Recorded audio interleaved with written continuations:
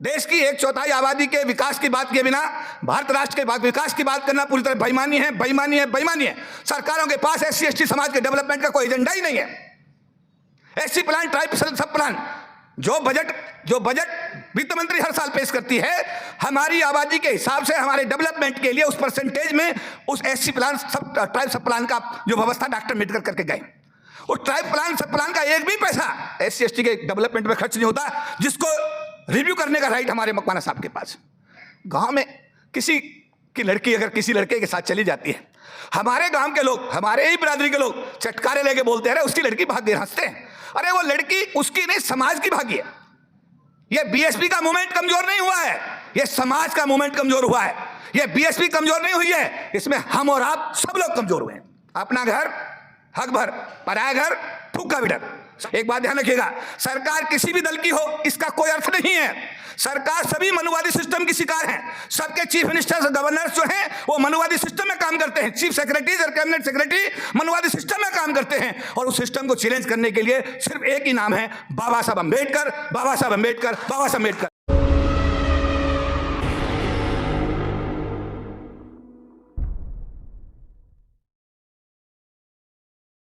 जय भीम। बाबा साहब अम्बेडकर, बाबा साहब अम्बेडकर। भारत का संविधान जिंदाबाद, भारत का संविधान जिंदाबाद। ONGC के इस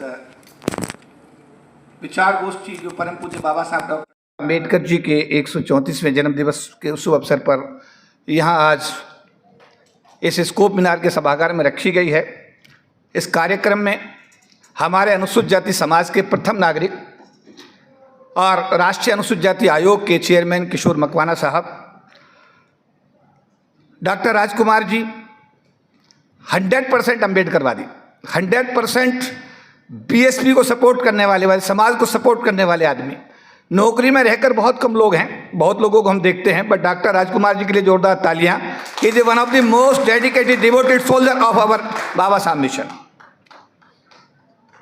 Shri Sheel Sood ji, ED chief HRD ONGC, और हमारे मेश्राम साहब जो सुप्रीम कोर्ट में समाज की आवाज़ उठाते हैं, उनके लिए भी जोरदार ताली हो जाए एक बार।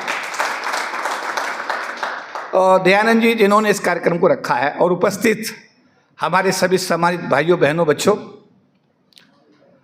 मैं अपने आप को बड़ा सौभाग्यशाली मानता हूँ। मैं एक बहुत गरीब घर में बुलंदशहर में पैदा हुआ। पढ़ने के लिए किताब उधार की सेकेंड हैंड लेते थे, उसके पैसे भी नहीं जाते थे, डिबिया का तेल भी नहीं होता था मिट्टी का। गांव में कभी कोई जहाज ऊपर को गुजरता था तो छोटे से देखते देखते पीछे गिर जाते थे, कभी सोचते भी नहीं थे कि जहाज कैसा होगा। गांव का जब कोई आदमी दिल्ली जाता था और गांव आता था तो कहता था कि दिल्ली में एक पुल है जिसके नीचे बस चलती है, ऊपर ट्रेन चलती है, तो हम सोचते थे कभी उसको देखने का भी हम मौका मिलेगा। लेकिन मेरे जैसे कार्यकर्ता को जब संयुक्त राष्ट्र संघ में अपने समाज की आवाज़ उठाने का मौका मिला, जब ब्रिटिश पार्लियामेंट में अपने समाज की बात रखने का मौका मिला, कनाडा की पार्लियामेंट में जब बात रखने का मौका मिला, तो मुझे लगा कि मैं बड़ा सौभाग्यशाली हूं कि परम पूज्य बाबा साहब डॉक्टर भीमराव अम्बेडकर जी ने मेरे जैसे एक अति गरीब परिवार से ताल्लुक़ रखने वाले व्यक्ति को अगर इतना मान सम्मान दिया है, तो मेरे लिए इससे बड़े सौभाग्य की बात कुछ हो नहीं सकती। हम आपको याद दिलाना चाहते हैं 1997, बहुत सारे साथी यहाँ बैठे हैं, BSNL के, LIC के, दूसरे विभागों के साथी बैठे हुए हैं। अगर आपको आंदोलन याद हो 97 का, जब सुप्रीम कोर्ट ने एक के बाद एक 5 आदेश जारी किए थे और SC ST के रिजर्वेशन को समाप्त किया था, तत्कालीन चेयरमैन अनुसूचित जाति जनजाति आयोग के जो चेयरमैन थे हनुमंत थप्पा साहब, उनके आयोग के उनके चेयरमैन के चैम्बर में सारे विभागों के लोगों को बुलाया गया, और उन्होंने कहा कि अगर आप 10,000 लोग इकट्ठा कर दो तो मैं ये सरकार ने जो आदेश सुप्रीम कोर्ट के आदेशों को आधार मानकर जो ऑर्डर इशू किए DOPT ने, इनको वापस करा दूंगा। पहली रैली 97 में हुई जिसमें 20-25 हज़ार लोग इकट्ठे हुए, ये बात सही है। दूसरी रैली 98 में हुई, उसमें संख्या बढ़कर दुगनी ढाई गुनी हो गई, और तीसरी रैली जब हुई तो संख्या लाखों में हो गई। तत्कालीन प्रधानमंत्री अटल बिहारी वाजपेयी को भारत के संविधान में 3 संशोधन करने पड़े, 81, 82 और 85, तब जा करके ये बाबा साहब अम्बेडकर के दिए आरक्षण को हम पूरे समाज के लोग इकट्ठे होकर बचाने में कामयाब रहे। कई लोग क्लेम करते हैं मैंने ही किया है।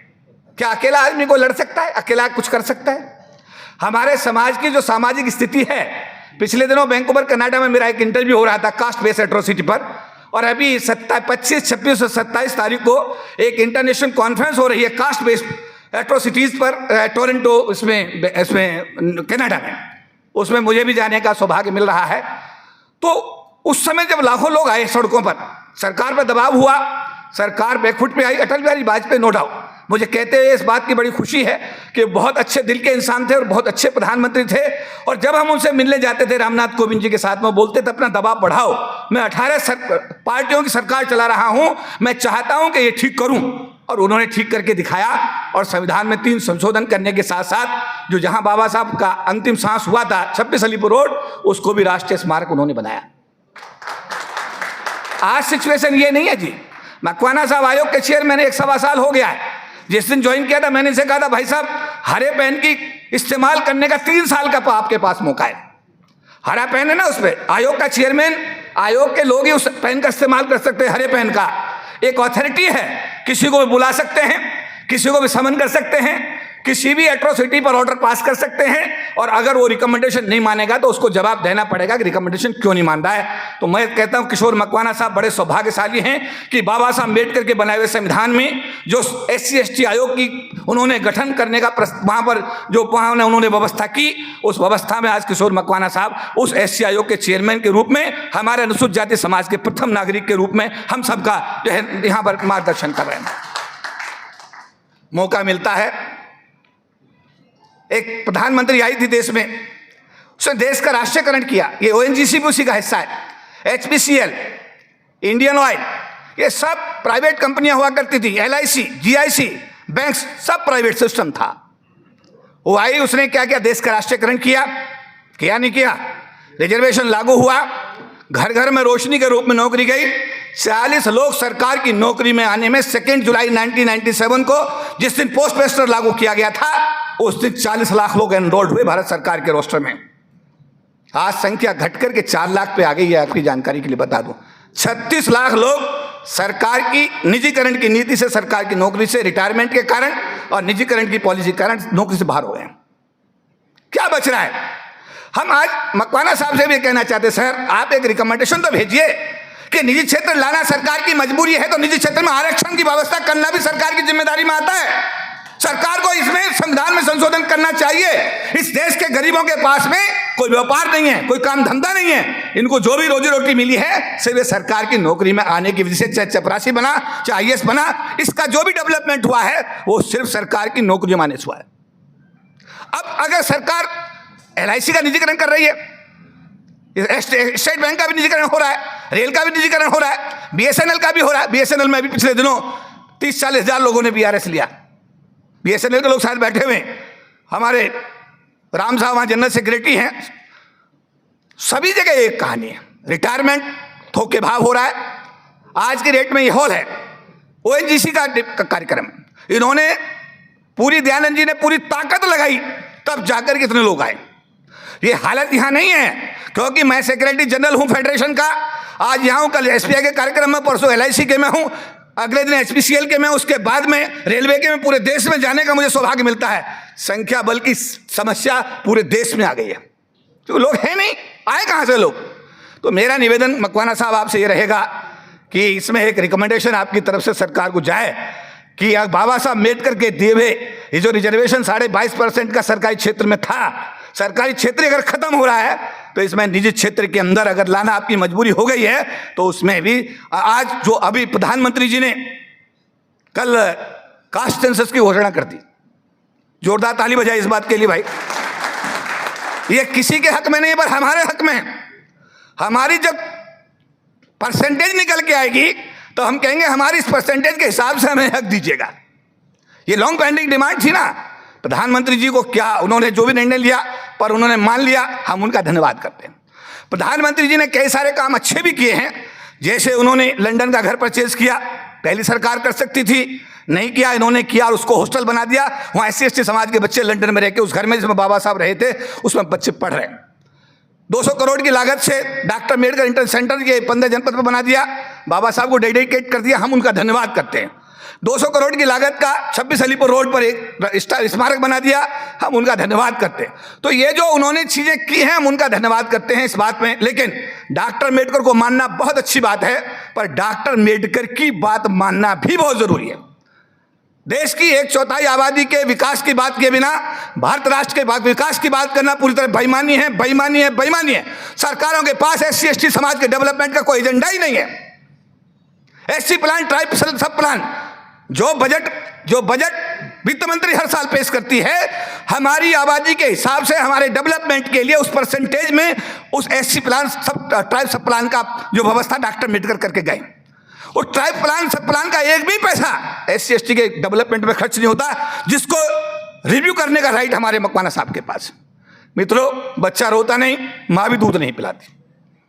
जो ईमानदार कार्यकर्ता हैं डॉक्टर राजकुमार जैसे, ऐसे लोगों का हौसला बढ़ाओ, इन्हें सहयोग करो, मेश्राम साहब का सहयोग करो, दयानंद जी का सहयोग करो। SC आयोग के चेयरमैन साहब हैं, इनके पीछे पूरा समाज खड़ा जाओ तो प्रधानमंत्री इनकी बात सुनेंगे, मानेंगे भी। जो ये रिकमेंडेशन भेजेंगे उनको मानना पड़ेगा। हमारी जिम्मेदारी है कि हम सब इकट्ठे हों, एकजुट हों, एक दूसरे से प्यार करें, एक दूसरे को सहयोग करें, एक दूसरे का साथ दें, एक दूसरे की बुराई बंद कर दें। गाँव में किसी की लड़की अगर किसी लड़के के साथ चली जाती है, हमारे गांव के लोग, हमारे ही बिरादरी के लोग चटकारे लेके बोलते हैं, उसकी लड़की भाग गई, हंसते हैं। अरे वो लड़की उसकी नहीं, समाज की भागी है। ये BSP का मूवमेंट कमजोर नहीं हुआ है, ये समाज का मूवमेंट कमजोर हुआ है। ये BSP कमजोर नहीं हुई है, इसमें हम और आप सब लोग कमजोर हुए हैं। बात समझ में आई नहीं? मैं इशारा जो कर रहा हूं, अपना घर हक भर, पराया घर थूक का भी डर। समझ में आया मेरा इशारा? नहीं, इकट्ठे हो जाओ, एकजुट हो जाओ। क्योंकि मेरा संबोधन तो 1-1.5 घंटे से लंबा होता है, लेकिन आज चेयरमैन साहब को भी कहीं दूसरे कार्यक्रम में जाना है। मेरा इशारा यही है, आने वाला समय चुनौती भरा है। माँ भी दूध नहीं पिलाती बच्चे को जब तक वो रोता नहीं। समझ गए नहीं? और माँ का और बच्चे का रिश्ता दुनिया का सबसे मजबूत रिश्ता माना जाता है। ये बात सही है? जब तक रोगे नहीं, चिल्लाओगे नहीं, अपनी आवाज उठाओगे नहीं, ये बहरी गूंगी सरकारें आपको कुछ देने वाली नहीं है। एक बात ध्यान रखिएगा, सरकार किसी भी दल की हो इसका कोई अर्थ नहीं है। सरकार सभी मनुवादी सिस्टम की शिकार है। सबके चीफ मिनिस्टर्स, गवर्नर्स जो हैं वो मनुवादी सिस्टम में काम करते हैं। चीफ सेक्रेटरीज और कैबिनेट सेक्रेटरी मनुवादी सिस्टम में काम करते हैं। और उस सिस्टम को चैलेंज करने के लिए सिर्फ एक ही नाम है, बाबा साहब अम्बेडकर, बाबा साहब अम्बेडकर, बाबा साहब अम्बेडकर। जय भीम।